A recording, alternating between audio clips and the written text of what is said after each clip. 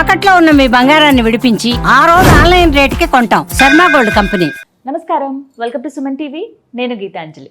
ధనత్రయోదశి ఏ రోజున? శనివారమా లేకుంటే ఆదివారమా? అంటే అక్టోబర్ 18, 19 అనేది పెద్ద సందేహం మనలో చాలామందికి ఉందండి. అలాగే ఆ రోజున ప్రధానంగా ఎటువంటి పూజా కార్యక్రమాలు మనం చేసుకోవాలి? ధనత్రయోదశి అనగానే లక్ష్మీ ఆరాధన చేస్తాం. అలా కొంతమంది ఖచ్చితంగా ఆ రోజు బంగారం కొనుక్కొని తెచ్చుకుంటారు. కానీ ఇప్పుడు కొనే పరిస్థితి అయితే లేదు. కానీ ఆ రోజు అసలు పూజ ఎలా చేసుకోవాలి, ఎవరి ఆరాధన ప్రధానంగా చేయాలి, విధానం అంటూ ఉందా, కొన్ని నియమాలన్నీ ఉంటాయంటారు. అవన్నీ ఏంటో తెలుసుకుందాం. వివరించేందుకు ప్రస్తుతం మనతో పాటు ఉన్నారు. గత 15 సంవత్సరాలుగా 30,000కు పైగా జాతక పరిశీలన చేసి ఎంతోమంది జీవితాల్లో వెలుగులు నింపినటువంటి, అంటే ఒక మార్పును తీసుకొచ్చారు, వారు ఏ విధంగా జీవితంలో బాగుపడతారో తెలియజేసినటువంటి అనుభవం కలిగిన ప్రముఖ జ్యోతిష్యులు బ్రహ్మశ్రీ నందిభట్ల శ్రీహరి శర్మ గురువు గారు మనతో పాటు ఉన్నారండి. వారితో మాట్లాడి ధనత్రయోదశి గురించి పూర్తి వివరాలు తెలుసుకుందాం. గురుగారు నమస్కారం అండి. వాగర్థావివ సంపృక్తో వాగర్థ ప్రతిపత్తయే జగతః పితరౌ వందే పార్వతీ పరమేశ్వరౌ ఆదిత్యాయ చ సోమాయ మంగళాయ బుధాయ చ గురు శుక్ర శనిభ్యశ్చ రాహవే కేతవే నమః. శృంగేరి జగద్గురు పీఠాధిపతులకి, కంచి పీఠాధిపతులకి నమస్కారములు తెలియజేసుకుంటూ కార్యక్రమాన్ని ప్రారంభిద్దాం. గురుగారు, ధనత్రయోదశి ఫస్ట్ డేట్ ఒకటి చాలా సందేహం వచ్చేసిందండి. ఏ రోజున అనేది? శనివారమా లేకుంటే ఆదివారమా అండి? 18, 19? ఈ అక్టోబర్ నెల 18వ తారీఖు 19వ తారీఖు అని చాలామందికి ఈ ధనత్రయోదశికి దీన్నే ధన్ తేరస్ అని అంటారు. అంటే మన దక్షిణ ప్రాంతంలో ఈ యొక్క విధానం అనేటువంటిది ఆచరణ లేకపోయినా నార్త్ సైడ్ వాళ్ళు మాత్రం దీన్ని ధన్తేరస్గా చాలా గొప్పగా పండుగ జరుపుకుంటారు. అంటే మనకు శాస్త్ర ప్రకారం కనుక చూసినట్లయితే ఈ ధనత్రయోదశి అనేటువంటిది లక్ష్మీ అమ్మవారు జన్మించినటువంటి రోజుగా చెప్పబడుతుంది. ఈ రోజునే జన్మించినట్టుగా క్షీరసాగర మథనం నుంచి అమ్మవారు ఉద్భవించింది. అమ్మవారితో పాటుగా చంద్రుడు, ఐరావతము, ఉచ్చైశ్రవము, హాలాహలము, అలాగే ధన్వంతరి అనే ఆయుర్వేద దేవత కూడా ఉద్భవించడం జరిగింది. అందుకనే ఈ సంబంధించినటువంటి త్రయోదశినే ధన్తేరస్ అంటారు. ధన్వంతరి జయంతిగా కూడా పిలుచుకుంటారు. ఇదే రోజున రెండు చేసుకుంటారు.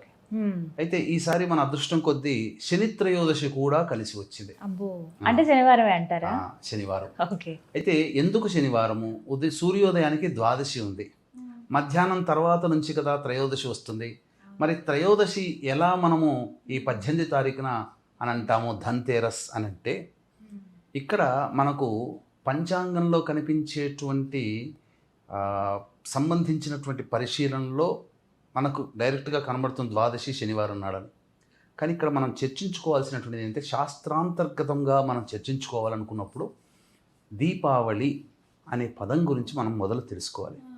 దీపావళి అనే పండుగ అనాదిగా 5 రోజుల పాటు జరుపుకునేటువంటి పండుగ. తరువాత అలాగే కొన్ని ప్రాంతాల్లో 3 రోజులు జరుపుకుంటారు. 5 రోజులు ఏంటనంటే ధనత్రయోదశి, నరక చతుర్దశి, అమావాస్య, దీపావళి అమావాస్య, బలిపాడ్యమి, భగిని హస్తభోజనం, యమద్వితీయ అని అంటారు. ఈ 5 రోజుల పాటు జరుపుకుంటారు. కాబట్టి ఈ 5 రోజుల పాటు జరుపుకునేటువంటి పండుగ ప్రదోష కాలం అయిన తర్వాత జరుపుకునేటువంటి పండుగ. కాబట్టి త్రయోదశి తిథి ప్రదోష కాలానికి 18వ తారీఖు నుంచే ప్రారంభమైంది. కాబట్టే ధనత్రయోదశి అనేటువంటి విధి విధానంగా ఉన్నటువంటి పండుగని మనం 18వ తారీఖు రోజునే జరుపుకోవాలి. 19వ తారీఖు రోజున చతుర్దశి, నరక చతుర్దశి అని అంటారు. 20వ తారీఖు రోజున దీపావళి అమావాస్య. ఇది సందిగ్ధతను తీర్చేశారు మొత్తానికి. ఇదైతే మరి ధనత్రయోదశి అసలు ఏమిటండి విధి విధానాలు? మనం ఎలా పూజ చేసుకోవాలి? ఏమైనా నియమాలు ఉన్నాయా? ముందుగా మాట్లాడుకుందాం. ఏ పూజ చేయాలి? లక్ష్మీ అమ్మవారు ఉద్భవించారంటే అది మామూలు విషయం కాదు. చాలా అద్భుతమైన రోజుగా చూస్తాం మనందరం. ఇంకా సందేహాలు కూడా ఉన్నాయి, ముందుగా తెలియచేయండి, అవన్నీ అడుగుతాను. మీకు ఒక ముఖ్యమైన విషయం చెప్తానమ్మా. ఈ ధనత్రయోదశి రోజునే అమ్మవారు ఏ నక్షత్రంలో జన్మించిందని చెప్తారు? ధనత్రయోదశి అంటే ఉత్తరా నక్షత్రంలో జన్మించింది అని చెప్తుంటుంటారు. అంటే కొంతమందికి ఉత్తరాషాఢ అని చెప్తుంటుంటారు. అంటే ఒక్కొక్క యుగంలో ఈ లక్ష్మీ అమ్మవారి యొక్క అవతార స్వరూపము ఒక్కొక్క నక్షత్రంలో ఉద్భవించడం జరిగింది. అనేక పురాణాంతర్గత పురంగా చూసుకున్నట్లయితే, పద్మ పురాణాంతర్గతంగా చూసుకున్నట్లయితే భృగు మహర్షికి సాక్షాత్తు అమ్మవారే జన్మించింది. కాబట్టి ఉత్తరా నక్షత్రం అమ్మవారి యొక్క జన్మ నక్షత్రం. 18వ తారీఖు రోజున ప్రదోషకాల సమయంలో ఉత్తరా నక్షత్రం ఉంటుంది, ప్రవేశిస్తుంది.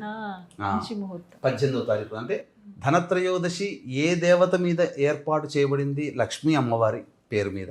కాబట్టి ఈ రోజున ఉత్తరా నక్షత్రం కూడా ఉండడం వల్ల మరింత పవిత్రత, మరింత మహిమను సంతరించుకున్నది ఈ సంవత్సరం వచ్చే త్రయోదశి, ధనత్రయోదశి అని చెప్పవచ్చు. గురుగారు, ముఖ్యమైన ప్రశ్న అడుగుతున్నాను. అందరూ ఎంతో ఆసక్తిగా ఎదురు చూసేది, అడగాలనుకునేది, బంగారం కొనటం. ధనత్రయోదశి రోజు బంగారం ఖచ్చితంగా కొనాలా, లేదు బంగారం కాదు ఇంకా చాలా ఉన్నాయి అని అంటే కనుక అసలు ఏం తీసుకోవాలి? ఆ రోజున ఏం కొనుక్కోవాలి ధనత్రయోదశి రోజు? అంటే మనకు యుగయుగాల నుంచి కూడా చాలా పవిత్రత కలిగినటువంటిది, అందరూ కూడా ఇష్టపడేటువంటిది బంగారం. కొత్త కోడలు ఇంటికి వచ్చిన సందర్భంగా చేసుకునే మొట్టమొదటి పండుగ ఉన్నప్పుడు ఈ దీపావళి సందర్భంగా త్రయోదశి కాబట్టి బంగారం కొనడం, అంతో ఇంతో శక్తి ఉన్న వాళ్ళు బంగారం కొనడం అనేటువంటిది అనాదిగా వస్తున్నటువంటి ఆచారం. అయితే ప్రత్యేకించి ఈ రోజునే కొనాలనేటువంటిది అయితే మాత్రం నియమం లేదమ్మా. శక్తి ఉన్న వాళ్ళు తీసుకోవచ్చు. అందరికీ శక్తి ఉంటుందా? 20% మందికి శక్తి ఉంటుంది, మిగతా 80% మంది శక్తి లేదు. కాబట్టి బంగారుకి మారుస్వరూపమైనటువంటి కొన్ని వస్తువులు మనకు చెప్పబడ్డాయి. ఆ రోజున కొన్ని వస్తువులు తెచ్చుకోవాలి ఖచ్చితంగా. మన ఇంట్లో దరిద్రాన్ని అనగా ఇంటి యొక్క దోషాన్ని పారవేసేది ఏంటమ్మా? చీపురు. చీపురు కొనుక్కోవాలి, ఆ రోజు తెచ్చుకోవాలి. లక్ష్మీ స్వరూపం అమ్మ. చీపురు అంటే ఏదో కాదు, లక్ష్మీ స్వరూపం. ఇంట్లో ఉన్న చీడనంతా పక్కకు పంపించేస్తుంది కదా, అదొకటి. తర్వాత ఏకాక్షి నారికేళం అని ఉంటుంది, చిన్నది, శ్రీఫలం అని అంటారు. ఆ శ్రీఫలం కానీ ఏకాక్షి నారికేళం అంటే ఒక కన్ను ఉన్నటువంటిది కానీ ఇవి దొరికితే కనుక తీసుకోవచ్చు. శ్రీఫలం దొరుకుతుంది, చిన్న నారికేళం పూజా స్టోర్లో దొరుకుతుందమ్మా. తర్వాత గోమతి చక్రాలు తీసుకోవాలి. తర్వాత ఈ యొక్క ముత్యపు శంఖము అని ఒకటి ఉంటుంది, అది తీసుకోవాలి, చిన్నది దొరుకుతుందమ్మా. తర్వాత ముత్యం కూడా కొనుక్కుంటే చాలా మంచిది. ఇక లక్ష్మీ గవ్వలు అని దొరుకుతాయి, అవి తీసుకోవాలి. గోమతి చక్రాలు, ముత్యపు శంఖము, ముత్యము, లక్ష్మీ గవ్వలు, ఇలాంటివి వస్తువులు ఎన్నైనా 2, 3 అయినా తీసుకొని ఈ రోజున తీసుకొని భద్రపరుచుకోవాలమ్మా. ఎందుకనంటే ఈ రోజున తీసుకున్నటువంటి వస్తువుకి ప్రాముఖ్యత వస్తుంది. ఎందుకంటే ధనత్రయోదశి రోజున లక్ష్మీప్రదమైనటువంటి వస్తువులు ఇంటికి తెచ్చుకుంటున్నాం. తెచ్చుకున్నటువంటి వాటికి శక్తిని ఏర్పరిచేటువంటిది దీపావళి అమావాస్య రోజున.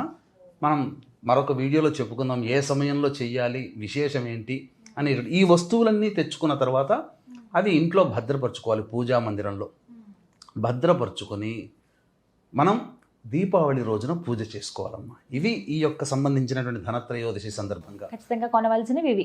ఖచ్చితంగా ధనత్రయోదశి రోజున పూజించవలసినటువంటి దేవత లక్ష్మీతో పాటుగా కుబేర స్వామి కూడా. వీళ్ళందరికంటే పై స్థాయిలో ఉన్నటువంటి ఈశ్వరుడు. ఈ ముగ్గురు కూడా ధనానికి సంబంధించినటువంటి సంకేతం.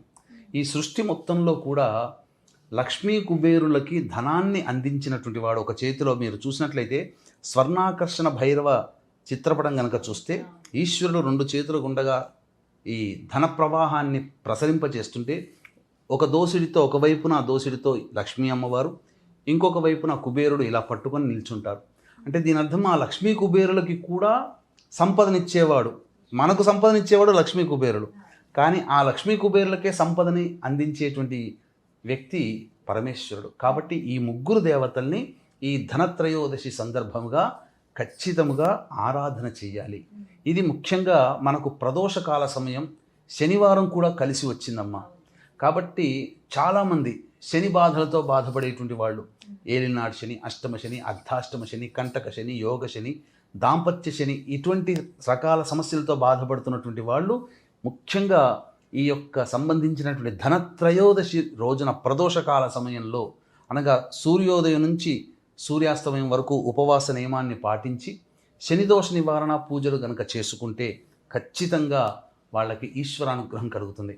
ఈ యొక్క సందర్భంగా వీక్షించేటువంటి ప్రేక్షకులు కూడా గమనిక, ఈ 18వ తారీఖు రోజున శనివారము ప్రదోషకాలంలో త్రయోదశి తిథి ఉంది కాబట్టి ఈ పర్వదినాన్ని పురస్కరించుకొని ధనత్రయోదశి, శని త్రయోదశి 2 కూడా అయినటువంటి కారణం చేత ముఖ్యంగా ఈ ధన్వంతరి జయంతి కూడా అయింది కాబట్టి మన పీఠమాధ్వర్యంలో మేష మిథున కర్కాటక సింహ కన్య వృశ్చిక ధనస్సు కుంభమీన రాశిలో జన్మించిన వారికి శనిదోష నివారణ హోమాలు, అలాగే లక్ష్మీ కుబేర హోమము, ధన్వంతరి హోమము, జాతకరీత్యా ఉన్నటువంటి పలు సమస్యల నివారణకి వివిధ రకాల హోమాదులు జరిపించి కరుంగలి మాల మీకు శక్తిపాతం చేసి ఇవ్వడం జరుగుతుంది.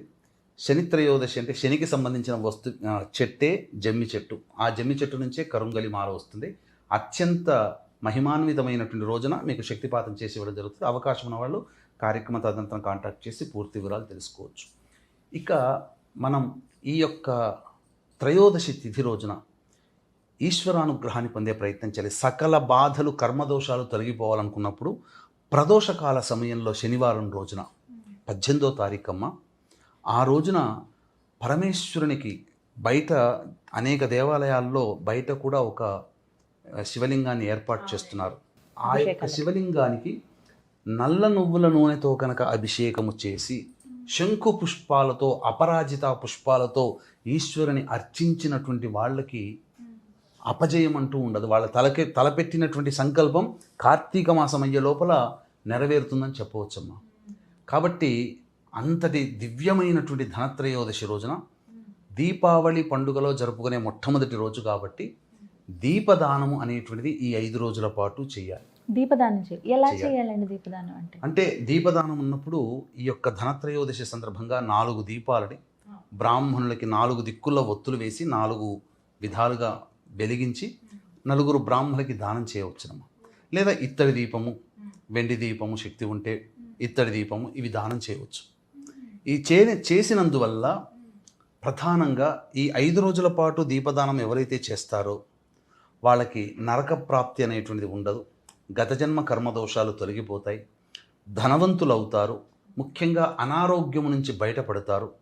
ఎందుకనంటే ఈ రోజున ధన్వంతరి కూడా జయంతి కాబట్టి విధానంగా చేసుకున్నటువంటి వాళ్ళకి, అంటే వీక్షించేటువంటి ప్రేక్షకుల్లో అందరూ కూడా 100లో 95% మంది పిల్లలు తప్ప, అంటే చాలా మటుకు 90% మంది ఏదో ఒక అనారోగ్య సమస్యతో బాధపడుతున్నారు కదా.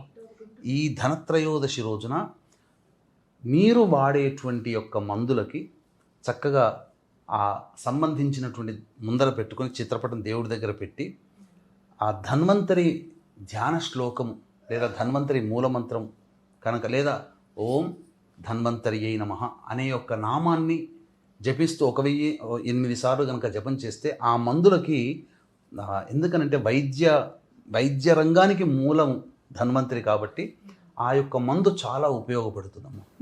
చాలా మటుకు చెప్పదలిచినట్లయితే కొత్తగా ఏదైనా మందు వాడాల్సినప్పుడు ఈ ధనత్రయోదశి రోజున రోగానికి మందు వాడతారు. అద్భుతంగా పనిచేస్తుంది. ఇప్పటికీ కూడా నాకు తెలిసినటువంటి ఆయుర్వేద వైద్యులు, ఈ సంబంధించినటువంటి ఆయుర్వేద వైద్యులు వైజాగ్లో ఉంటారు. తేజస్వి అని, విశ్వనాథ్ తేజస్వి అని, చక్రవర్తుల విశ్వనాథ్ తేజస్వి. ఆయన వాళ్ళ ఇంట్లో ఖచ్చితంగా ఈ రోజున ధన్వంతరి హోమం జరిపించుకుంటారు. ఎందుకంటే ఆయుర్వేదంలో వాళ్ళు చాలా ఆరితేరిన వాళ్ళు. చింతలూరు ఆయుర్వేద వైద్యం వాళ్ళు ఖచ్చితంగా ధన్వంతరి హోమం చేస్తారు ఈరోజు. కాబట్టి అమ్మ, విశేషమైనటువంటి పండుగ. ఖచ్చితంగా బంగారం కొనాలని ఏమి చెప్పబడలేదమ్మా. ఈ వస్తువులు, కొత్త వస్తువులు కొనుక్కోవచ్చు, కొత్త దుస్తులు కొనుక్కోవచ్చు. నలుపు రంగు అనేటువంటిది లేకుండా, డార్క్ కలర్వి కాకుండా ఆరెంజ్ కలర్వి, తెల్లవి అనేటువంటివి కొత్త వస్తువులు కొనుక్కోవచ్చు. వెండి కొనుక్కోవచ్చు అమ్మా. ముఖ్యంగా బంగారం కూడా కొనుక్కోవచ్చు. లేదా బంగారంతో సమానమైనటువంటి మారేడు దళములు కానీ, జమ్మి ఆకులు. ఎందుకంటేనమ్మా, బంగారం ఎక్కడ పుట్టింది? అగ్నిలో పుట్టింది. అగ్ని ఎక్కడ పుట్టింది? జమ్మి చెట్టులో పుట్టింది. అందుకే జమ్మి చెట్టు చాలా పవిత్రం. బంగారం అని అందుకని ఇప్పుడు చాలా మంది కరుంగలి మాలలు ధరిస్తున్నారు చూడండి, జమ్మి చెట్టు నుంచే వచ్చింది.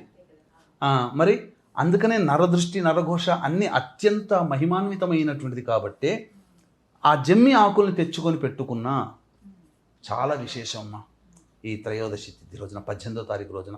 కాబట్టి అందరూ కూడా లక్ష్మీ అమ్మవారిని ఈ రోజున సాయంకాలము, అంటే ఉత్తర నక్షత్రం ప్రారంభమవుతుంది కదమ్మా, సుమారుగా 7 గంటల నుంచి 9 గంటల మధ్యకాలంలో వృషభ లగ్నం ఉంటుంది.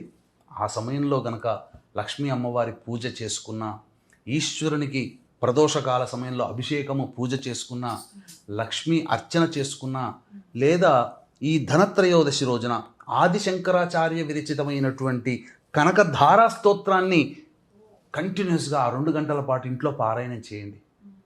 చాలా విశేషం అమ్మ. చాలా, ఎందుకనంటే మళ్ళీ మళ్ళీ ఇటువంటి కాంబినేషన్, అమ్మవారి జన్మ నక్షత్రము, అమ్మవారి జయంతి అయినటువంటి ధనత్రయోదశి, ధన్వంతరి జయంతి కలిసి రావడం మాత్రం దుర్లభం. మరియు శనివారము కూడా కలిసి రావడం అనేది అత్యంత దుర్లభమైనటువంటి రోజు. కాబట్టి వీక్షించేటువంటి మన సుమన్ టీవీ ప్రేక్షకులు ఎంతైనా కానీ వీలు చేసుకొని లక్ష్మీ సహస్రనామ పారాయణం, లేదా చిన్న నామం ఓం శ్రీం మహాలక్ష్మీ నమః చాలు, లేదా ఓం మహాదేవ్యై చ విద్మహే విష్ణుపత్న్యై చ ధీమహి తన్నో లక్ష్మీ ప్రచోదయాత్, ఈ యొక్క మంత్రాన్ని 1008 సార్లు ఆ 7 నుంచి 9 గంటల మధ్యకాలంలో కనుక చేస్తే మీకు చెప్తున్నానమ్మా, ఆర్థిక బాధలు సంపూర్ణంగా తొలగిపోతాయి. ఈ నోటి వాక్కు చాలా చక్కగా వివరించారండి. ధన్యవాదాలు గురుగారు. సర్వం శ్రీ ఉమామహేశ్వర పరబ్రహ్మార్పణమస్తు.